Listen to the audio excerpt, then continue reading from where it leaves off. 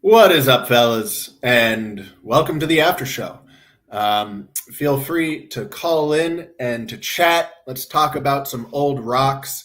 Um, I've got some more pictures that I meant to show during Machu Picchu. I didn't manage to recover the ones lost to tech difficulties, but I had two websites that I had open that day and I just forgot about. So I am going to go ahead and show off the pictures from those two websites and talk a little bit about Machu Picchu. Making sure that you guys can see this here. Let's try that layout. What's up, Mr. Boob? Mr. Laser? Okay. So in this picture alone, you can see multiple different building styles. You have like a loose fitting polygonal block and then a really loose fitting polygonal block up there. Some incredible views of the terraces. The terracing that's going on, again, millions of terraces in Peru, which is just crazy. And again, two different styles and different from what we just saw in the last photo of construction here. You see down here, this block, which that pop-up, you can't really see it, but when I move my mouse, there's a very, very clean cut square wall there. You've got more precisely fitting square cut blocks down there, and then those loose fitting blocks, all over from the Inca. Yet another, what is it? This is the fourth style of work we're seeing just at Machu Picchu. These are just the cuts into the bedrock itself, those absolutely baffling cuts that make no sense. We look at these structures, right? And these make sense to us. Some of them are somewhat confusing. It's like, how did they build them? How do they move the big rocks, right? But as a structure, they make sense. All of these, which are found ubiquitously across Peru, these bedrock, just giant chunks of stone that are carved in the most perfect and confusing ways possible. And yet again, a fifth style of construction, super clean, polygonal, but rather square, right? These are not square shaped, but they're squared angles, if that makes sense. Very linear angles, very angular, but polygonal and massive. Back to that, just cutting out the bedrock. And this makes absolutely no sense. This is the room where 100 skeletons were allegedly found. I don't know how, I don't know where, because in the back, those are just false doors. Like those windows with walls behind them. They don't go anywhere. You see a couple of those pegs that we see in the other structures around Machu Picchu. So there's some functional purpose to these. Don't know what it is. And here's the bedrock coming down, and you can see that back wall, not a whole lot of it, but you can see back there. It's not a large space. So I don't know where 100 skeletons were found, but also just look at this bedrock stone that's carved here. You see a very clear, it's split, right? There's a very clear split down here, and it's not only split physically with the height differences, but even at the very top, you can see that color difference. And I've looked at this pretty carefully, and I think what you're seeing is potentially they've got two flat surfaces just meeting at a slight angle there, and that's why that color is a little bit different. But it's very curious. Why are you even splitting this in this very seemingly arbitrary way on that line anyways? What is this? They're not actually stairs, and it's extremely precise. I mean, it's extremely well done. Like it's polished. The angles are sharp. Like it's flat. But then you look at it closely, and it's not flat. You look at this step here, like it's curved.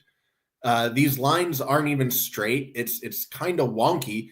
But again, the amount of effort that's gone into this, the amount of finishing that's gone into this, like you look at these two surfaces up here, flat and, separated perfectly down that line at slightly different angles. And it's like, why? What was going on here? It makes absolutely no sense how it was done or why it was done. Just confusing. Again, another massive cut in the bedrock here.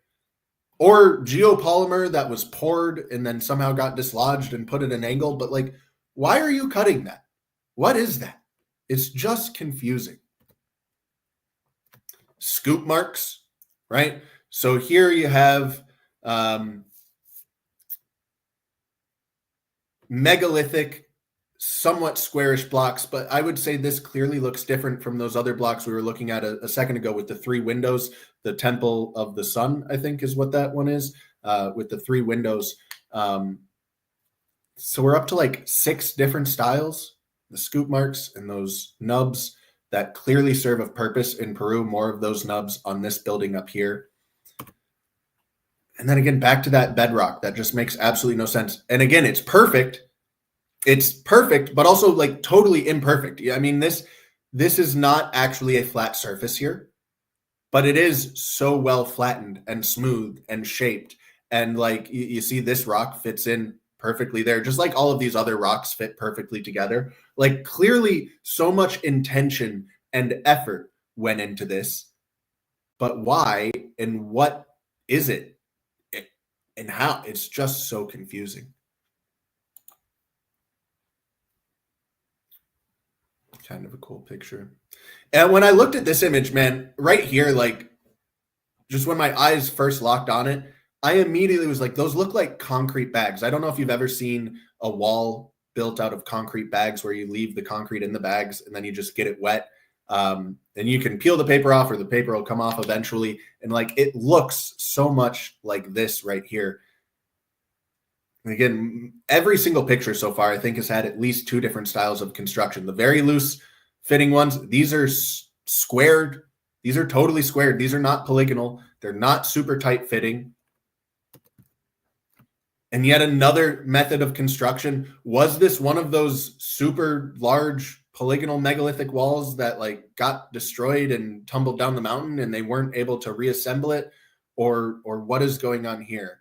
Because those are huge stones. They're not fit together tightly at all. Like it's not at all like the other style. And not that it's too significant, but just look at the way these walls are built. They're all double walls with earth inside of them. Do I have a caller? Let me check I do. No. Yes, I do. I've got Gulag. Let's see what Gulag has to say. How you doing, Gulag? Hey, doing fine. I really loved your interview with Marcel Foti earlier. What about the interview? It was a great interview. I just wish you could have asked him about carbon dating artificial stone. So one of the reasons I didn't is because he answers that in his book. Really? Yes. Okay. Well, you could have highlighted it, asked him about it, asked about the good portions of the book, and had him talk about it on your stream. Sorry, I think it's just a line from StreamYard, but it looks like a broken pixel on my screen. I think it's just a weird line StreamYard's got going across my screen. I got very distracted there. Yeah, no, he was talking about the book too much. I didn't want to bring up something, that whatever. I'm not an interviewer, I'm pretty amateur, so I probably didn't do everything perfectly. Maybe I should have asked him about it, maybe not. But that answer is in his book. He does talk about carbon dating it. And the long and short of it is that, unfortunately, you still can't carbon date stone. There could be exceptions. Like if someone stuck a piece of wood in the stone, right, then you could carbon date like the wood in it. But it doesn't really translate to being able to carbon date these artificial stones, unfortunately. Well, his thesis is that there's wood ash in there, but wouldn't there be carbon from the wood ash as well? So I don't remember all of the details of the argument from the book, but yes, there is wood ash in there and there is carbon in there. He explains it. I didn't,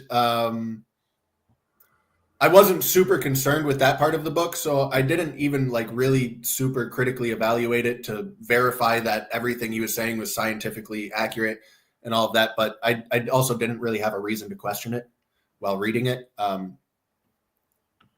Seems like carbon dating isn't gonna be an option though, from what I've seen. I gotta get the book because for me, that's the most fascinating part, because if we can carbon date some of these megalithic constructions to before the Younger Dryas, that would really open up a whole new page in archaeology. Yeah, yeah. There's Marcel and I talked about this a little bit, but like how Jimmy's attacking him, and everyone's attacking him. It's just there's so much resistance to new ideas. I've been on Twitter lately, which probably is a mistake. That place is a cesspool. It's just pure negativity all the time. But yeah, no one really wants to actually engage with ideas on there. Everyone just wants to yell at each other. So it would be, I think the Natron theory should be opening up all kinds of new doors and new research, and people should be looking at this and like, even if they don't think Marcel is right, they should recognize that, okay, he's identified like a whole new avenue of thought here that we can pursue. And how many other totally different avenues of thought might still be out there that we haven't pursued yet? And instead, everyone just wants to like dig in their heels and stick to what they already know rather than consider anything new. But Yeah, for sure. Can you put up my screen? I'm sharing it right now. yeah. Okay, this is about Tumuli, which is I wanted to talk about this as well. I just haven't gotten around to it. Yeah. awesome. I found this on Reddit many years ago, and it's a fascinating mystery. There are these small hills on an Not so island. small. Well, yeah, they're like 5 meters tall or something like that. But there's like hundreds of them on Right. a small, very remote Pacific Ocean island. The Isle of Pines. Yes, and there is this concrete cylinder there in the middle, and it's buried, and there's iron inclusions in there. It looks like some kind of primitive iron reinforced concrete, and under there's only been like one fully excavated, and they found this large iron block under it. So we have evidence of iron smelting from God knows when, and as well as concrete use. Yeah. And they look like this from the inside. Like there's this concrete around it, around these iron spheres, and these are really huge. There's like a guy on top of there, looking at it, and as you mentioned, it's on the Isle of Pines, and there are hundreds of these all over the island. And there's been some efforts dating it, but the dates are all over the place. The oldest dates that they have found with organic matter inclusions in the concrete is up to the Younger Dryas. But the youngest dates go back to like 4,000 years ago, which is still like before anyone knew how to use concrete anywhere else in the world. So how is it possible that someone was using concrete before anyone else on a small island in the Pacific? And another thing, I'll send the article link into the live chat if anyone wants to read it. It's a fascinating and You know very what's well. the most interesting to me about the Tumuli? Yeah. It's that there is no other archaeological signs of anyone ever being there. Exactly. They cannot find any other sign of human life. And I don't think this is particularly unique. I think that we've just have some fundamental misunderstandings, about a lot of things, like the fragility of things and how long things last. But you look at Peru, and like I'm kind of making the same argument as you have evidence of the Inca living there 500 years ago. But it seems pretty obvious that the Inca, it just doesn't make sense for them to do all of this. And so where'd those other people go? There are no other signs that we're finding of this other civilization. And is that because they're over 12,000 years old and it's that old? I think in Peru, that's one of the few places where that's actually a viable option. But I also think it could be a lot more recent. I think it could be, say, 4,000 years old or 5 or 6. And I don't really have an explanation as to why we're not finding anything at all, but we're not. And I don't think that's, I think that probably happens a lot more often than archaeologists think, for sure. They found materials for mixing the concrete, like raw materials, but they haven't found any evidence of any human habitation that goes back that far. And even if it is like 4,000 years ago, which is the earliest dates that have been carbon dated, who was doing iron smelting 4,000 years ago? And a lot of it, like you said, there's hundreds of these. Yes. And it's a small island, so like whatever was going on this island, yeah, they were pretty industrial with it, it would seem.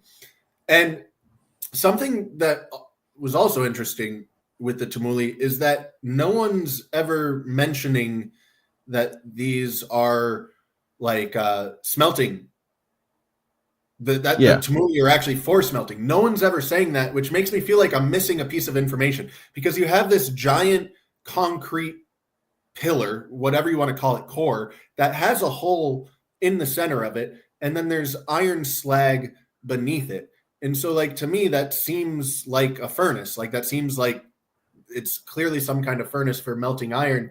But I don't see that suggested when the Tumuli are being discussed. And so I don't know why that is. I don't know why the avoidance of suggesting that it's actually for iron smelting seems to be there. Like, I don't know if there's a detail that I'm missing that would exclude it from being that, or what.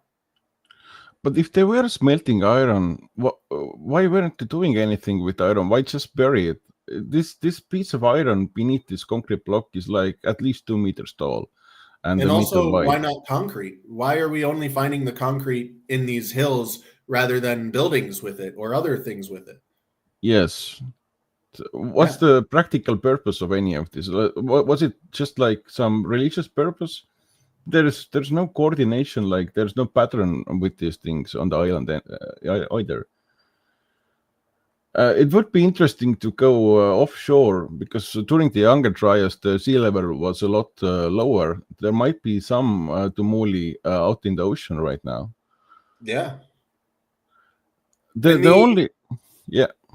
I was just going to say the attempts to dismiss the Tumuli as not man-made, I don't know if you read up on those, but giant birds made these, is the scientific explanation, which is quite silly if you actually read into it. I mean, it's silly on its face, but were these giant birds smelting iron?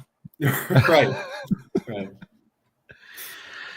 I did find this interesting excerpt from an allegedly leaked U.S. government document where there's an interview with an extraterrestrial alien being who claims that the Tumuli were constructed 115 centuries ago, which will put it in the time of the Younger Dryas, and it's on the Isle of Pines, and it was for landing platforms for UFOs. So there's that.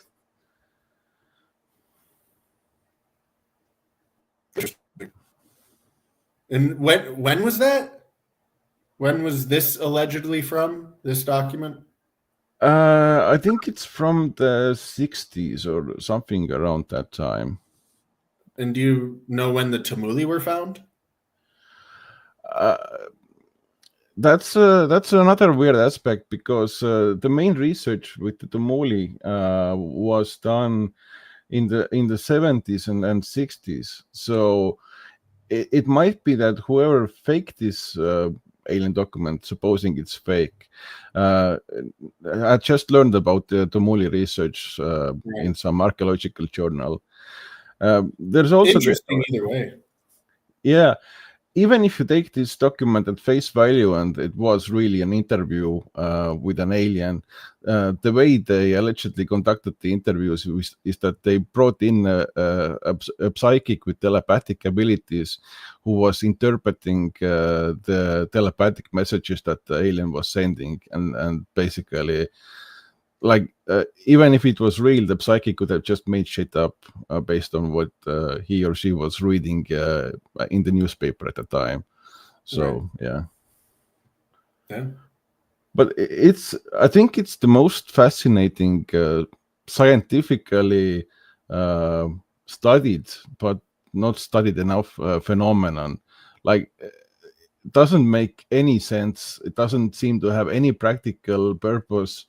And even with the most conservative dating, like iron smelting in the middle of the Pacific, concrete pouring in the middle of the Pacific before anyone knew how to make concrete anywhere else, before anyone knew how to make iron anywhere else. And obviously man-made structures, yes. Right? Undeniably man-made stuff, but no other sign of man. So it's like everything about this totally breaks the whole structure of what archaeologists have been trying to build. This is completely out of place. I mean, I think this is one of the best out of place artifacts anywhere, and there could be so much more archaeology done in here. And it's a fascinating mystery. Yeah. I've frozen, so I'm going to be right back. All right. I'll try to keep the audience interested and entertained while you're gone. Hey, you're back already. Nice. Yeah. So, so with Marcel, I really, really wanted to just dig into the theory as aggressively as I could, because I really like the theory. Like, I think it's a great theory. And so because of that, I want to attack it. I want to attack it as aggressively as I possibly can, because I think it's good enough that despite its problems, it'll hold up. And that's the way that you refine a theory, is by attacking it. And it is by doing that. But, with the attitudes of people like Jimmy, where they're just straight up calling him a fraud and going, no, you're lying about the chemistry, I feel like it probably needs to be accepted as legitimate before we get to the point of trying to hammer out the details. So I wasn't able to do that because I don't think that would be the right move at this standpoint. But yeah. Are you planning on doing any experiments? I wasn't until I found out about the potassium hydroxide and the sodium hydroxide, because now it really is getting quite simple. It is getting to the point where you just pop it in a pot on your stove. Like, there's nothing fancy involved. You don't have to go up to 2000 degrees, So yeah, I think I might. Would be cool to see. I mean, I want to try making some really brightly colored rocks. Like, I don't know what exactly I want to make yet, but I want to see if I can make some tie-dye rocks or something. If you have any ideas for cool molds, I could do some 3D modeling for you. I think, and I somewhat mentioned it during the show, I don't know if I did a good job of it, but I don't know who would organize this, but getting someone to organize a community-driven project where people are coming together at a site to build some type of megalith with these techniques, I think would be really cool. And I think it's plausible. I think it's something that could be done, right? You get, obviously you'd have to have someone managing it and running it, and that would be a lot of work. That would be quite difficult for whoever took upon that task. But I think there's enough people interested in this. I think you could get people to show up and work and actually build this thing and construct it, whatever it might be, whether it be an obelisk or a dolmen or something. But I think it would be really cool to not only test this on a large scale, but continue bringing people into the experience and getting people directly involved. And I think there's, it would just take someone organizing it. I think if someone organized it, it would happen. I think the problem is that there are so many interested people, but they are all geographically decentralized all over the world. It's hard to find local people. It's a real life physical project, so over the internet, it's not gonna work too well. Right. But I do appreciate that. While I'd like to see large scale experimentation, just the fact that experimentation is happening is very, very cool. Definitely. And the reproductions that Marcel retweets on his X account, I mean, there are people actually doing it. It's definitely not fake. Like, if people are reproducing it and having the same success, then definitely not fake. Yep. Yeah, I reposted someone else who was melting granite in a pot with a little electric burner. Also, yeah. Absolutely fascinating. Well, that's all I wanted to talk about. I hope someone else calls in as well. Yeah, thanks for calling, man. All right, see ya. It is really like a shame the way people are reacting to the idea, because I really haven't seen anything that's based on logic or reason. Like, it truly is just a purely emotional response from all of these people, Jimmy included. I get it. New stuff is upsetting, but I don't know. I wish people could just pull. You don't have to have your ego so involved with your ideas, right? Like, I genuinely would not be upset if someone were to prove any of my ideas wrong, because now I'm closer to the truth. Like, that's what I want to know. That's my goal, is I want to know the truth. Don't get me wrong. I'm excited when my ideas are right. I like my ideas to be right, but I don't have any real problem with them being wrong.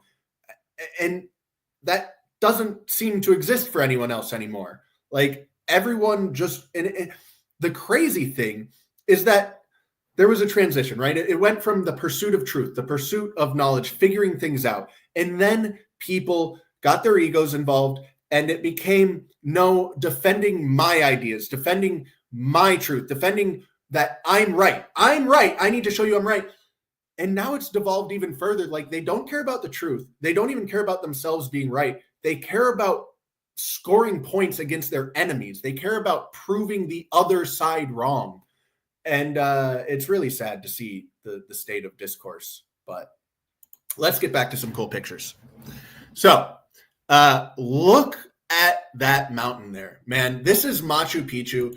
And Machu Picchu, the stones, the megalithic stones are allegedly coming from Machu Picchu, or technically from the mountain right next door, but it doesn't require hauling them up this sheer cliff face, right? However, you look at Ollantaytambo or a bunch of these other sites, and it does require exactly that, hauling 150 plus ton chunks of stone up that. I generally don't have any issues with how did they move these big stones. I generally think with leverage and mechanics, it's not impossible. It's in ingenuity and it's difficult, but nothing impossible about it. When you look at this and you go, how did they get 150 plus tons, thousands of feet in the air on that kind of slope?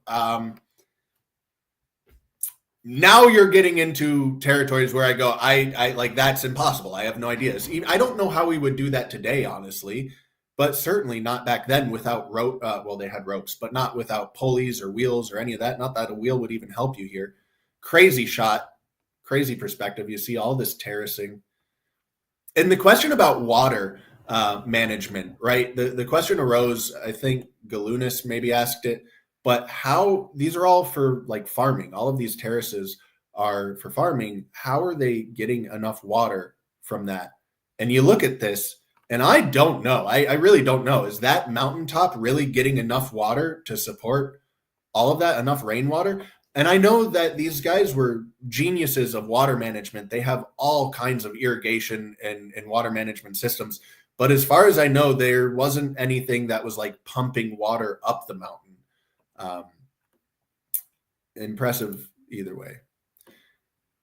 Back to different types of construction here. Very polygonal, not really loose or not really tight fitting. And then right up against the bedrock, which has been cut and shaped as well. Just strange stuff. And like, what's the purpose of any of this? What's going on here? What is this window for?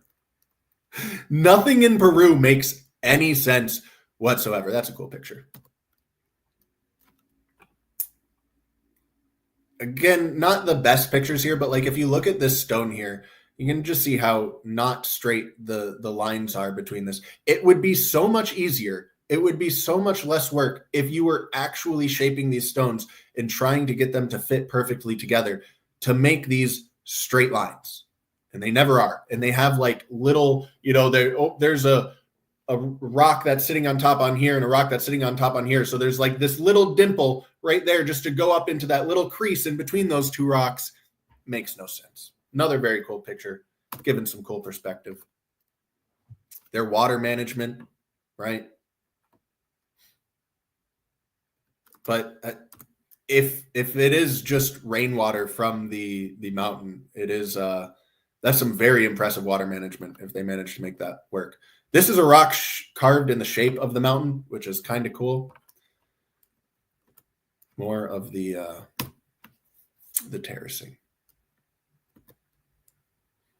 Okay, I think that's the pictures. We've looked through that gallery. So that is that website. And here's this website. Let me see if anyone else, doesn't look like anyone else is calling in. Yeah, so I don't think Machu Picchu had aquifers built in as far as I'm aware, although it's a huge site and I'm just looking at pictures of it. So it's totally possible something like that is missing. But on sites like Sacsayhuaman, geez, all these names start running through my head as trying to keep these Peruvian names straight. But Sacsayhuaman, and I'm going to be talking about this a lot next week, but there is this giant basin that's carved into the bedrock that's like 45 meters deep or something, by however many. It's this huge circle. It's this huge pool. So some of them do have these huge, water tanks and management systems. This is not the website, is it? Yeah, okay, this is the website. Never mind, I'm tripping for a second. Some cool pictures here. The amount of terracing blows my mind. I mean, and again, all indications are that the Inca were doing this terracing. So like, even if you want to take away all of the other stones from the Inca and you just say they did the terracing and they did all of this in 100 years, I mean, the Inca were very, very impressive. And they also were obviously managing the water, or else all of those terraces would be pointless. But yeah, it is kind of hard to understand how they managed to use their water so well to make a site like this work. Like, that's some very impressive water management. Very impressive water management. I had the first picture of Machu Picchu ever taken, which I don't have pulled up right now, but I wish I did because it's very interesting. This place looks way different. Not only is it way overgrown, but much like Stonehenge, a lot of this has been repaired. Like, a lot of these stones have been moved by modern man. More water channels. Really, really impressive stuff with the water management. And, that's, I guess, a little tiny pool right there, but that's not anything that's going to preserve water for the mountain. I don't know if they had larger reservoirs.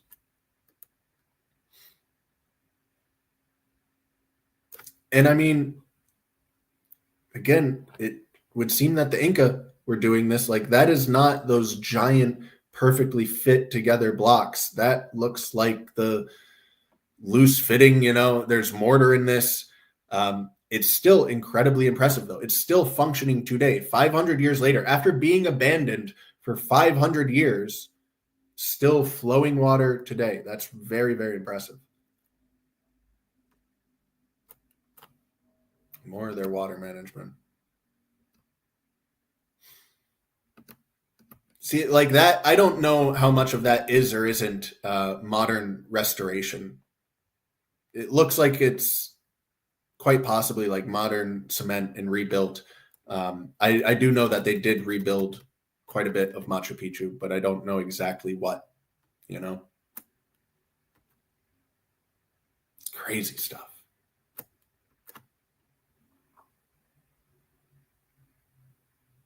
And, you know, right next to each other. You're telling me that the same people did this and this all in 100-year time span? And like we're talking with Marcel Fodi about how easy it is to lose technology, right? But this is one specific location and maybe a bit more than 3 generations, but like a few generations. One all stuck in one location. It's not like they moved and lost it.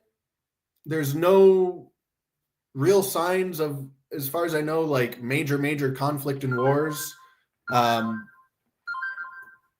So how are you explaining that? Because things are lost very easily, but this is also massive. This isn't just Machu Picchu. Like I'm saying one location because I'm focusing on Machu Picchu, but we're talking about Peru, Bolivia. I think they go down into Argentina a bit as well. We're talking about a civilization that essentially spanned the entire west coast of South America. And you see all of these building styles in all of these locations, the crazy megalithic cuts on the bedrock itself, the crazy cyclopean walls that are oddly shaped and perfectly fit together, the crazy square walls that are perfectly square and perfectly fit together, and then the Inca construction. How is an entire continent spanning civilization developing to that point to create this level of precision on the left, and then within 100 years across the entire continent devolving down to the level on the right? Because if you look at these sites and you try and put things into order, these things, the lower quality ones, do seem to come later. I'm going to be talking about that order of things, like trying to put together a timeline with Sacsayhuaman next week. And just like they're clearly capable of shaping the bedrock and everything. Here you have that super square, super clean construction transitioning. Like, no, I guess that whole thing it's just the top's a bit damaged. But the bedrock floor, like the bedrock floor in this, totally uneven. This is that temple where the skeletons were found. This is their most sacred site.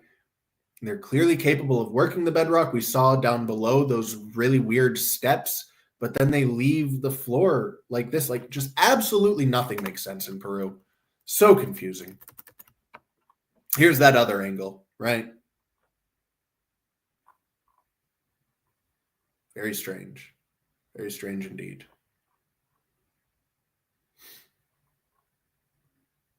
And here there clearly were more, I'm guessing that there were rods inserted in those, kind of like the stone dowels that you see inside of here, right there, right? That looks like a stone dowel that was inserted into a hole. I think that's what these are as well. It looks like 4 per side, potentially.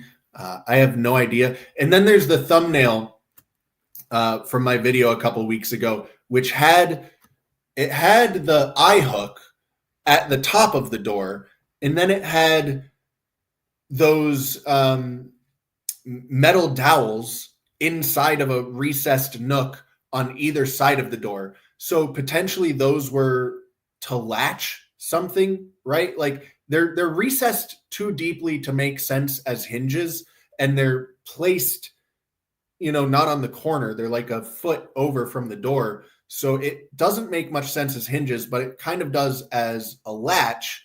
And then you have that eye hook at the top, which could perform as a hinge, but then you're lifting a door like upwards like that. You know what I'm saying? Kind of seems what that and I apologize for not having an image of that pulled up, but you can look at my thumbnail from a couple weeks ago if you want. But again, just everything about it doesn't make sense.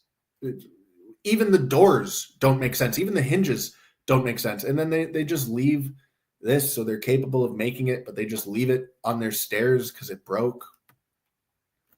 Such confusing stuff.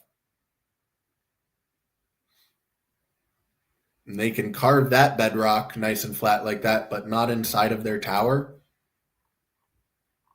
I don't know, man. But yeah, that's anyone else want to call in?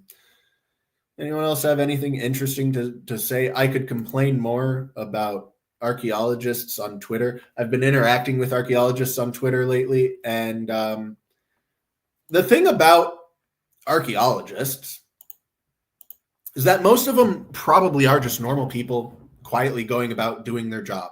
Like 90% just be an archaeologist, just digging up rocks, writing about rocks. That's what they do all day, every day. Unfortunately, 100% of the archaeologists that participate on like social media, on Twitter, on YouTube, on, actually engaging with the public on these things, not a single one of them does so in good faith. Not a single one of them has any interest in the truth or even being right themselves. Again, there's this toxic environment that obviously the internet creates and spreads and thrives in it.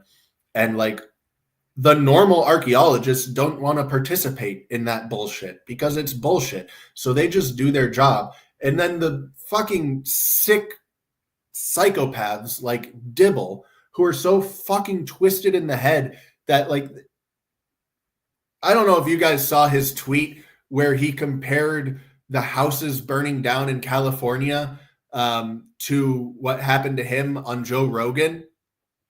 The guy's a fucking unhinged scumbag.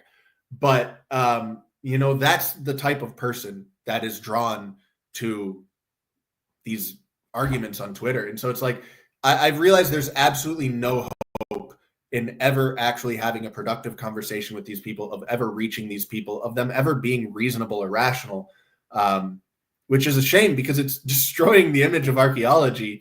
And 90% of archaeologists are probably just quietly doing their job like a good archaeologist should be. So, you guys saying anything interesting in chat here?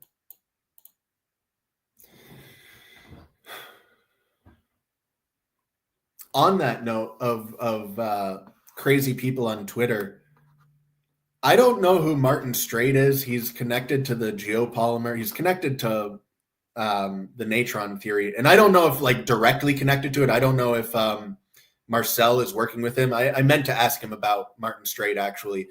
But you talk about like an unhinged person on Twitter. I wonder if he could be AI, except he's uploaded videos of himself. But like, half his tweets don't even make sense. He's just attacking people. I don't know. I'm just complaining about Twitter at this point. That's great content.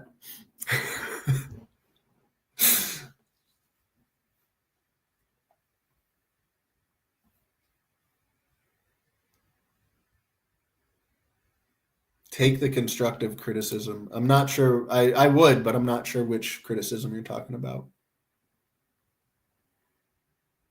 Yeah, it's not a show. It's just an after show. This is not meant to be a show. I don't have material prepared. This is not, do not judge my show on this. This is an opportunity for you guys to call in, is what this is. I wanted to show off some pictures of Machu Picchu and give you guys an opportunity to call in. I also like that as well, but most people don't. Do I? I don't think I have a Goyam TV tab up. I'm pretty sure I don't.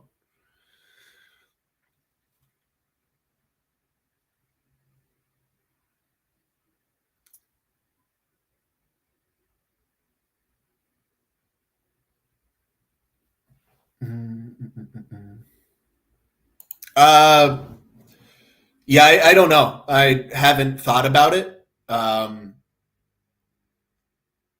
You look at like what China accomplished with the canal that they dug, and I think it was 17 days or something. It might have been more than that, but it was some incredibly short amount of time. Maybe it was 17 miles in like 30 days. I'd have to double check on the details, but China recently dug a massive canal. They did the Panama Canal version 2.0 over in China. And they did it in extremely short amount of time. So, while our modern world is broken and we are so removed from like production and everything is slow and bogged down by bureaucracy and bullshit and everything else, if we really want to rebuild it, if that is truly something that as a community people want to do and the government, puts its force behind it, LA could be rebuilt in a very short time. You look at these cities like LA that was burnt down in great fires around, late 1800s, early 1900s, maybe even some towards the mid 1800s, right? But most of the major cities in the US burnt down, and they were all rebuilt very quickly. Like a couple years, the entire city would be rebuilt and rebuilt magnificently with stone castles. So, am I actually thinking that's going to happen? Probably not. I'd have to say probably not going to happen. So if it is rebuilt, it's probably going to be decades and all of that. But if we wanted to, we have the technology, we have the ability, we could get it rebuilt like that. We could put the workforce out there, we could put the machinery out there, we could get it done. I don't think we will.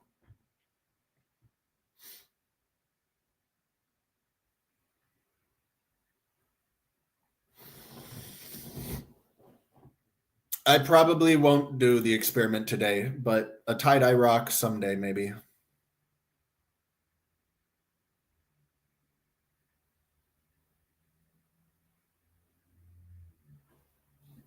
Yeah.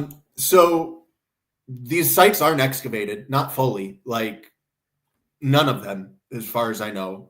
Oh, I don't think like any of these megalithic sites in Peru have been fully excavated, and it's actually pretty shocking to learn how little archaeology has gone on in Peru. One of the things that I really wasn't aware of before, wasn't a part of my mental model before, wasn't one of the filters that I was looking through, but now is, turns out that archaeologists don't know their rocks very well. They're not geologists, and so usually when an archaeologist is talking about a rock, it's not uncommon that they just look at the rock and make their best guess. And their best guess isn't a very good guess because, again, they're not a geologist. So a lot of these stones that we're talking about, they're labeled as a certain thing. They don't even know that. Like, they're not even sure. And to make a good guess, all you would have to do is look at it under a jeweler's loupe, a microscope, It's not like it requires these super sophisticated tests to figure these things out. It's just like the utter incompetence and laziness of archaeology.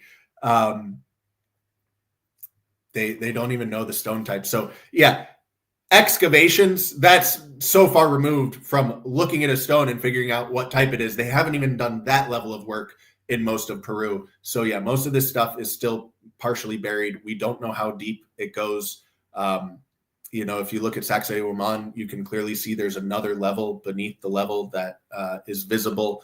Same thing with, like, if you go back to the Temple of the Sun, that 3-windowed room, there's massive blocks. And if you look at the bottom of them, you can actually see, hey, there's something underneath them as well.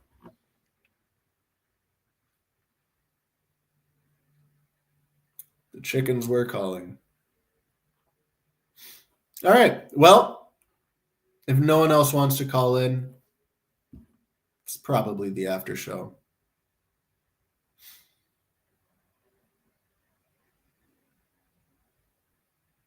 Yeah, like a million of them. Do you want me to list them? Because I can't. I cannot. But there's the Great Fires. If you type in Great Fire and then type in a city, you'll get a result.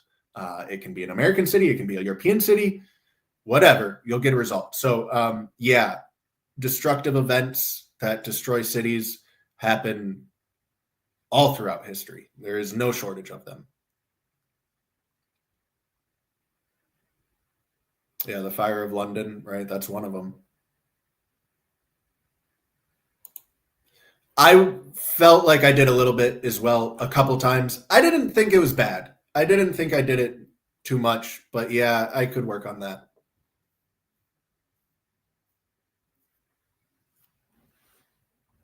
Yeah. That's honestly the number one reason why it won't get rebuilt.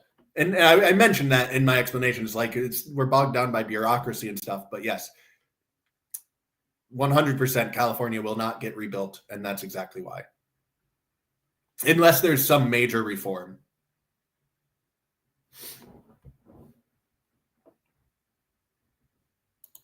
And didn't that happen in Hawaii? And I forget the other location. There's been 3 of these fires now. Hawaii was the second one, where the energy weapon conspiracy is going around and people are showing images of the blue stuff surviving. But for the life of me, I can't remember what the first one was. Hawaii was number 2. LA's number 3. What was the first one? But there's been 3 now. And I think in all 3 instances, yeah, there was like this huge rezoning right before, and like a plan for a smart city, exactly where these fires were started. Yeah, exactly that. You gotta keep them excavated. Dun, dun, dun, dun, dun, dun, dun.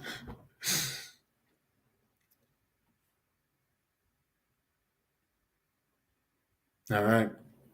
Well, yeah. Thank you for joining me, fellas. Hopefully you enjoyed the after show. This was for you guys. So, Gulag called in. That was cool. But if you guys don't want to call in, that's on you guys.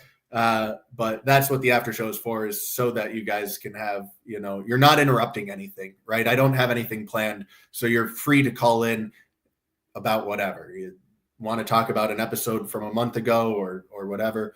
Or like Gulag did. He just brought up the Tamuli, which was very, very cool. Yeah, maybe I'm mixing some things up. I thought there was a third fire though. It's totally possible my brain's just cooked from trying to keep track of a million different conspiracy theories, but I thought there was a third one. But all right, thank you, fellas, and I will catch you next week with the Saxe Huaman content. We're going to be talking about some sexy women, so tune in for that. It should be cool. I think I've got a really, really strong case for geopolymer verifiably being used already. Like, it's already proven, it's already there. It just